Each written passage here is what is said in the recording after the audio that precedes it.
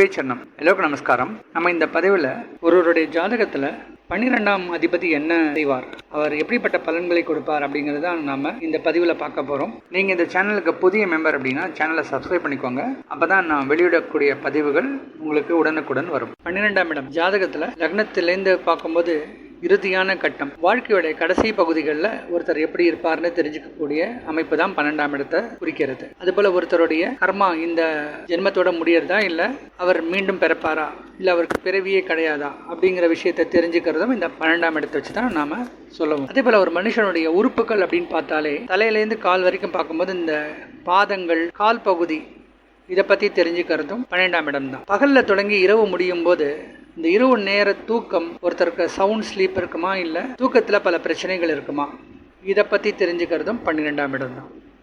ஒருத்தருக்கு வாழ்க்கையில் ஏற்படக்கூடிய தண்டனைகள், அரசாங்க தண்டனைகள், அரசாங்க சலுகைகள், நன்மை தீமை, இதெல்லாமே இந்த 12ஆம் இடத்தை நோக்கி தான் இருக்குது. 12ஆம் இடத்தோட சுப கிரகங்கள் அமையப்பெறும்போது அவங்களுக்கு நல்ல சுபபலன்கள் ஏற்படும். உதாரணத்துக்கு 12ல் கேது இருந்தார், குரு இருந்தார் அப்படின்னா அவங்களுக்கு இந்த பிறவியோட மோட்சம் கிடைக்குங்கிறது ஒரு நம்பிக்கை. இனி அவருக்கு அடுத்த பிறவி கிடையாதுங்கிறது ஒரு நம்பிக்கை. இந்த 12ஆம் இடத்துல சுப கிரகங்கள் தொடர்பு ஏற்படும் போது சுப விரயங்கள் அதிகமாக ஏற்படும். அப்போ 12ஆம் இடம் அப்படின்னு சொன்னாலே விரயங்களை கூட குறிக்கிறது. நம்ம செய்யக்கூடிய செலவுகள், நமக்கு எவ்வளோ பொருள் கிடைச்சாலும் நம்ம எவ்வளோ செலவு பண்ணுறோங்கிறத அந்த கணக்கை இந்த 12ஆம் இடம் தான் சொல்கிறது. இவருக்கு பணம் கையில் தங்குமா, இல்லை அதிகம் விரயமாகுமான்னு தெரிஞ்சுக்கிறது எல்லாமே 12ஆம் இடத்தை வச்சு தான் சொல்கிறோம். அந்த அடிப்படையில் பார்க்கும்போது 12ஆம் இடத்தோட கிரகங்கள் சம்பந்தப்பட்டாலே விரயங்கள் அதிகமாக இருக்கும். ஆனால் குரு, சுக்கிரன் போன்ற சுப கிரகங்களோட சம்பந்தம் ஏற்படும் போது விரயங்கள் நல்ல விரயங்களாக மாறுறதுக்கு சான்ஸ் இருக்கு. சுப விரயங்கள் சொல்லக்கூடிய திருமணத்துக்காக செலவு பண்றது, ஒரு ஆலய வழிபாட்டுக்காக செலவு பண்றது, நல்ல விஷயங்களுக்காக செலவு பண்ணக்கூடிய ஒரு சூழ்நிலை, அதுபோல் அன்னதானம், மற்றவங்களுக்காக சேரிட்டி பண்றது, இப்படிப்பட்ட சுப செலவுகள்லாம் அதிகமாக ஏற்படக்கூடிய ஒரு அமைப்பாக இருக்கும். அதே இந்த 12ஆம் இடத்துல பாவர்கள் அதிகமாக இருந்தது அப்படின்னா தேவையற்ற வீண் விரயங்கள் ஏற்படும். பொருட்கள் காணாமல் போகிறது, திருட்டு போகிறது, தொலைஞ்ச பொருள் கிடைக்காம இருக்கிறதுனால நம்ம திருப்பியும் வேற ஒரு பொருள் செலவு பண்ணி வாங்குறது, பயனற்ற நேரத்தை கழிக்கிறதும், பயனற்ற விரயங்கள் நம்ம செய்யறது. ஒரு சில பேர் சூதாட்டத்துக்காக பணத்தை இழப்பாங்க. இப்படி வாழ்க்கையில் தேவையற்ற பண விரயங்கள் ஏற்படக்கூடியதும் பாவகிரகங்கள் 12ஆம் இடத்துல இருக்கும்போது அமையும் அப்படின்னு சொல்லலாம். இந்த 12ஆம் இடத்துல ஒவ்வொரு லக்னக்காரர்களுக்கும் அந்த லக்னத்தோட 12ஆம் இடத்து அதிபதியை வச்சு தான் நாம ஒரு சில விஷயங்களை சொல்ல முடியும். சுயஜாதகத்தில் இருக்கக்கூடிய கிரகங்கள், அதை சார்ந்த நட்சத்திரம், நடப்பு தசாபுக்திகளை வச்சு தான் ரொம்ப தெளிவாக சொல்ல முடியும். இருந்தாலும் இந்த பதிவில் ஒவ்வொரு லக்னத்துக்கும், இப்போ செவ்வாய் அப்படின்னு சொன்னால் செவ்வாய் மேஷத்துக்கும் விருச்சிகத்துக்கும் அதிபதியாக வராரு. அப்போது ஒரு கிரகம், அந்த கிரகம் தொடர்பான வீடுகள், அந்த வீட்டுக்கு 12ஆம் அதிபதி எப்படிப்பட்ட ஒரு செயல்களை கொடுப்பாருங்கிறத நாம் இந்த பதிவில் பார்க்க போகிறோம்.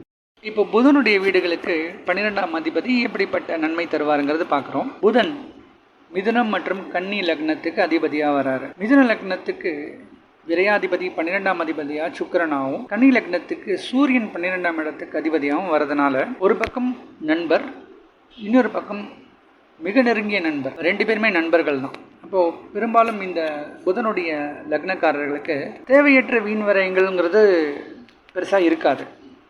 பொதுவாகவே 12ஆம் இடம் பாதிக்கலை அப்படின்னா இவங்களுக்கு பெருசாக வீண் விரயங்கள் இருக்காங்க. மிதுன லக்னத்தை பொறுத்த வரைக்கும் சுக்கிரனே 5ஆம் இடத்துக்கும் அதிபதியாக வராரு, 12ஆம் இடத்துக்கும் அதிபதியாக வர்றதுனால பிள்ளைகளுக்காக அதிக சுப செலவுகள் மேற்கொள்ளக்கூடிய சூழல் இருக்கும். ஒரு சில பேர் குழந்தை பிறக்கிறதுக்கான ட்ரீட்மெண்ட்லேருந்து பிள்ளைகளோட படிப்பு, வெளிநாடு படிப்பு, இப்படி பசங்களை சுற்றியே அவங்களோட செலவுகள் அதிகமாக இருக்கும். நிறைய அப்பா அம்மா பார்த்தோன்னா பசங்களுக்காக தன்னுடைய வாழ்க்கை ஃபுல்லாக கஷ்டப்படுவாங்க, நிறைய செலவு பண்ணுவாங்க.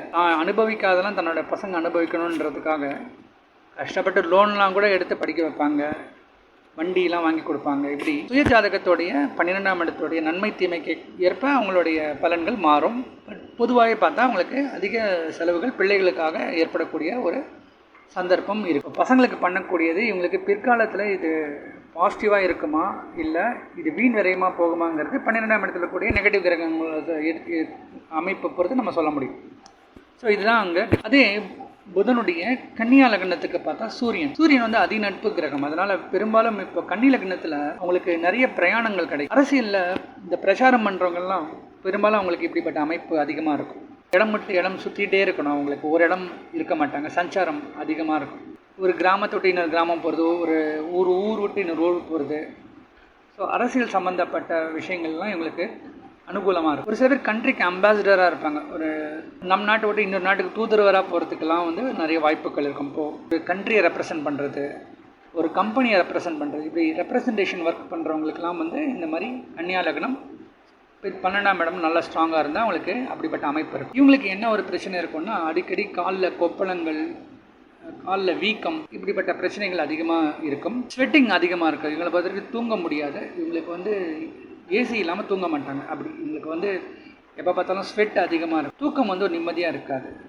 தூக்கும்போது நிறைய பிரச்சனைகள், ஒரு சில நேரங்களில் மருந்து சாப்பிட்டா தான் அவங்களுக்கு சரியாகும். இப்படிப்பட்ட சூழ்நிலை இருக்கும். விரயங்கள் இவங்களுக்கு நன்மை தீமை கலந்து தான் இருக்கும். ஏன்னா சூரியன் வந்து பாதி சுபர் பாதி பாவர். அதனால் ஒரு 100 ரூபாய் செலவழிச்சாங்கன்னா 50 ரூபாய் பாசிட்டிவ் விஷயமாகவும் 50 ரூபாய் நெகட்டிவ் விஷயமாகவும் இருக்கும். அப்போது தேவையற்ற வீண் செலவுகளும் செய்வாங்க, அதுலேயே சில நன்மையான காரியங்களுக்காகவும் செலவு செய்வாங்க. நிறைய தான தர்மம் பண்ணுறது, சொசைட்டியில் நிறைய பேருக்கு உதவி பண்ணுறது, படிக்க வைக்கிறது, நிறைய பேரை ஸ்கூல் டொனேஷன் கொடுக்கறது, இப்படிப்பட்ட சுப நிகழ்வுகள்லாம் நிறைய பண்ணுவாங்க. அதே சமயத்தில் ரேஸு, ஷேர் மார்க்கெட்டில் பணத்தை விடுறது, ஒரு சில பேருக்கு குடி போதை இது போன்ற சில தவறான செயல்களுக்காகவும் பணத்தை விரயம் பண்ணக்கூடிய சூழல் இருக்கும். நன்மை தீமை கலந்த ஒரு அமைப்பாகவே இருக்கும். 12ஆம் இடமும் 12ஆம் இடத்து அதிபதியும் எந்த அளவுக்கு ஸ்ட்ராங்காக இருக்கோ அதுக்கேற்றா போல் இவங்களுக்கு பிரயாணம் நல்லாயிருக்கும். பிரயாணத்தால் நிறைய வெற்றி கிடைக்கும், நல்ல பாப்புலாரிட்டிலாம் கிடைக்கும். ஸோ பாலிடிக்ஸ், அது மட்டும் இல்லாமல் ஒரு சில பேர் ஆன்மீக தலைவர்களாக வரதுக்கான வாய்ப்பும் இருக்கும். அதுலேயும் அவங்களுக்கு நிறைய இடத்துல சஞ்சாரம் பண்ணுறது, பிரச்சாரம் பண்ணுறது, இப்படிப்பட்ட விஷயங்கள்லாம் அவங்களுக்கு கை கொடுக்கும்.